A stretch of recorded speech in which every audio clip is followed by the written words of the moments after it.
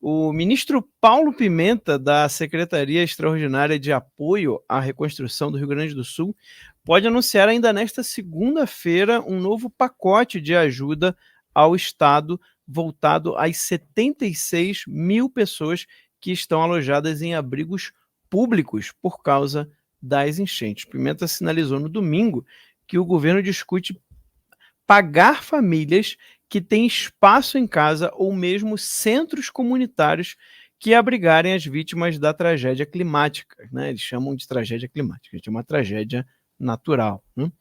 Fazendo uma espécie de descentralização dos abrigos. A medida foi discutida em uma reunião nesta manhã com Lula e seus ministros, entre eles o Valdez Góes, do Ministério do Desenvolvimento Regional, e Jader Filho, do Ministério das Cidades, mas ligados à retomada da infraestrutura urbana do Estado.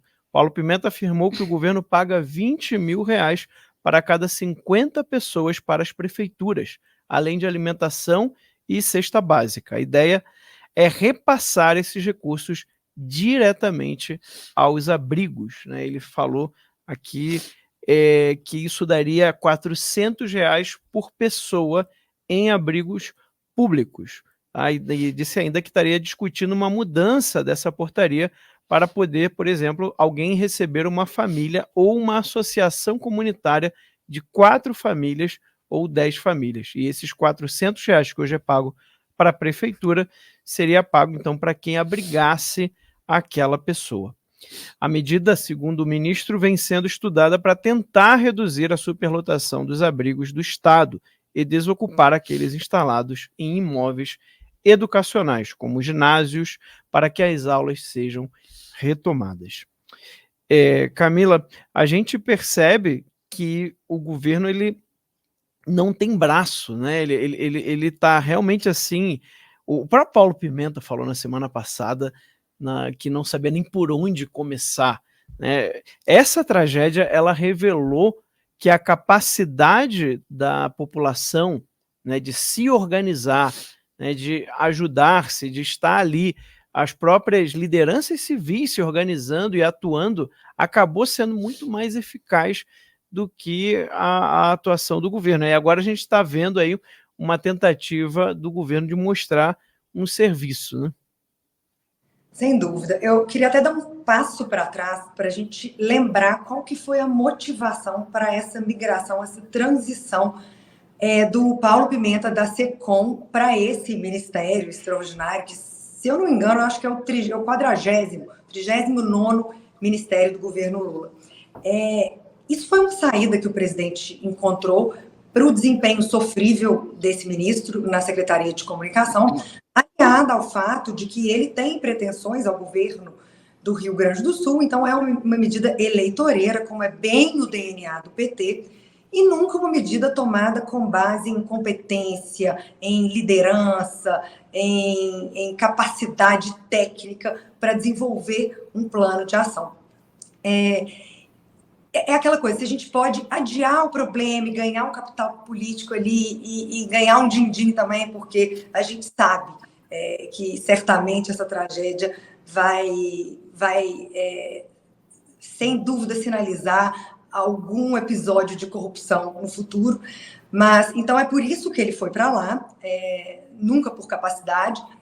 Aliás, capacidade não é o que nenhum ministro do governo atual demonstra.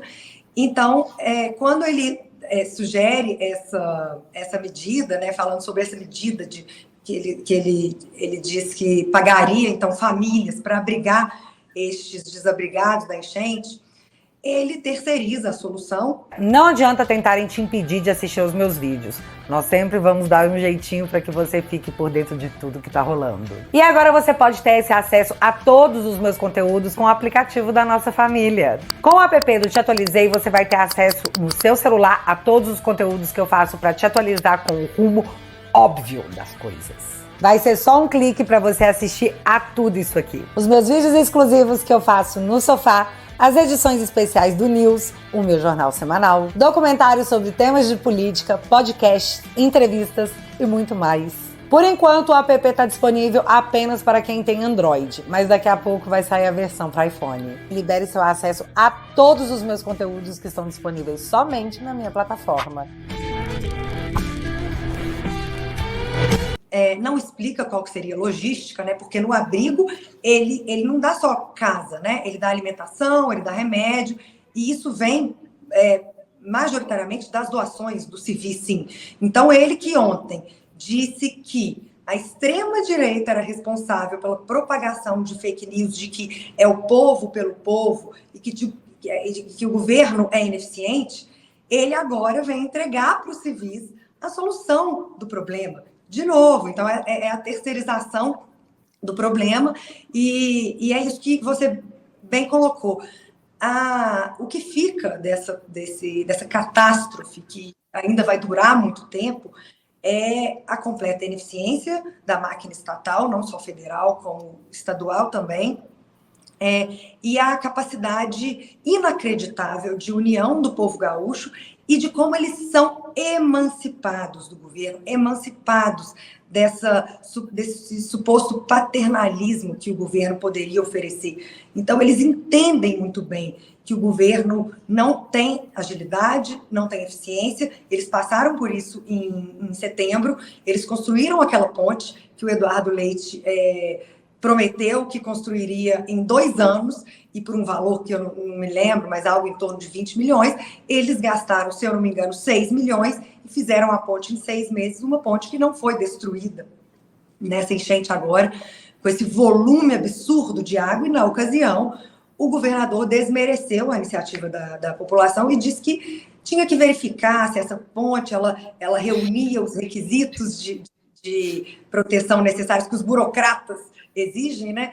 E está lá a prova de que funcionou, é que ela está de pé. Então, eu fico impressionada, porque isso, para mim, esse tipo de medida é a confissão da incompetência do governo. E aí ele volta atrás no que ele disse, né, de que seria o povo pelo povo, de que não seria o povo pelo povo. Ele confirma que estamos à deriva no Rio Grande do Sul em relação ao governo, e que é sim o povo pelo povo. Posso dizer por mim mesma, a gente tem um escritório grande, né, de advocacia, e o nosso sócio fundador ficou lá, voltou hoje, uma semana. A gente mandou, ao todo, está indo mais um caminhão hoje, foram 5 caminhões de donativos, a gente disponibilizou um helicóptero para fazer essas entregas, e a gente utilizou só o heliponto ali, que era uma base de apoio da Defesa Civil, mas fora isso, a gente não entregou nenhum donativo para nenhuma entidade estatal, a gente só entregou os donativos àquelas instituições que a gente confiava, que a gente acreditava que estava fazendo um bom trabalho, e diretamente aquelas pessoas que precisavam. Então, nós somos um exemplo vivo de que é sim o povo pelo povo, e eu, mais do que nunca, minha veia anarcocapitalista gritando, minha veia libertária gritando de que não podemos confiar no governo, porque este governo prega Estado máximo e não conseguiu prover o mínimo, que é ordem e segurança. É isso aí, realmente essa medida deixa muito a desejar perto do que essas pessoas estão precisando, né? A título de informação, são cerca de 80 mil pessoas que estão nos abrigos, fora as mais de 580 mil que estão na casa de amigos ou de parentes. Então é muita gente. Se for totalizar, o número de pessoas afetadas passa de 2 milhões. E aí, R$ 400 por pessoa que for abrigada na casa de uma pessoa que ela nem conhece, né? A gente sabe, como bem a Camila citou aqui, alimentação, luz, energia. O governo tendo uma atitude como essa só mostra que é incompetente também nesse tipo de situação e está jogando, como ela disse aqui, para o povo, né? O povo, olha, você abriga aí na sua casa e toma R$ 400.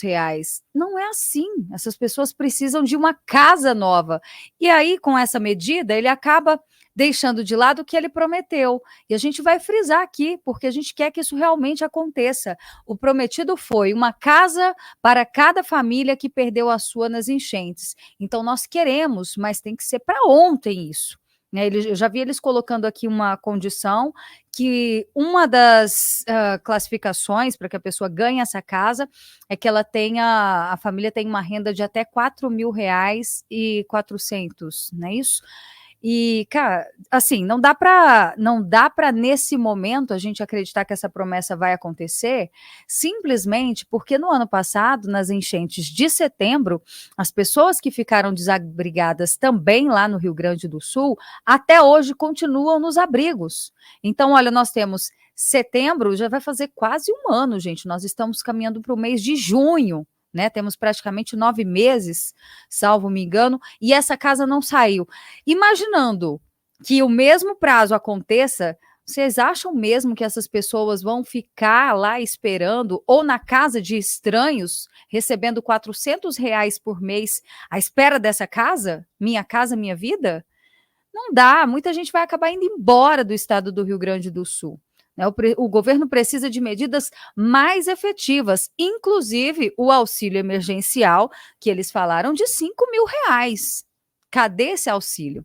Né? Cadê o prazo? A gente precisa, porque até o momento que a gente tem são só palavras, promessas e poucas atitudes. Exato. A gente, se o governo federal não consegue resolver um problema como esse, né, então a gente fica se perguntando para que serve o governo federal. Nós já comentamos aqui várias vezes, é nessa hora que sim, faz sentido o governo te ajudar com, né, um auxílio, te ajudar com uma cesta básica, te ajudar com uma casa, aí sim, porque é um momento que a pessoa perdeu tudo, é muito difícil ela retomar tudo sozinha, então ela precisa de auxílio, e aí se o Estado é aquele que se diz, né, que você está pagando os impostos para poder receber auxílio em caso de necessidade, não foi esse foi o mesmo argumento pelo qual se voltou com o DPVAT, né, que o Lula assinou semana passada. Agora você vai ter que pagar aí quem tem carro seguro, né, obrigatório. Por quê? Porque segundo ele falava, não, há muita gente que não tem dinheiro para pagar seguro, então esse seguro obrigatório era muito importante porque aí o governo ia ajudar essas pessoas. Mas será que vai ajudar mesmo? Será que quando a pessoa precisar ela vai conseguir?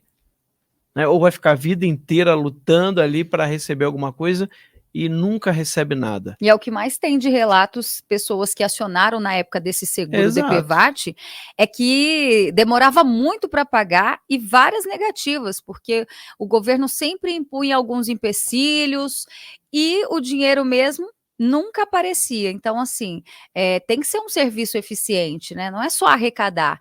E diante desse rombo fiscal, Max, que o governo está diante de tudo que ele vem gastando, viagens internacionais, né, e todas as regalias do presidente e da primeira-dama, um governo gastador, realmente eles estão focando em cobrar. E, só para a gente refrescar aqui a memória, os próprios deputados do Rio Grande do Sul, do PT, votaram contra a anistia dos impostos lá no Rio Grande do Sul, ou seja, eles não querem perder nenhum tipo de fonte de renda que possa ali gerar para o governo.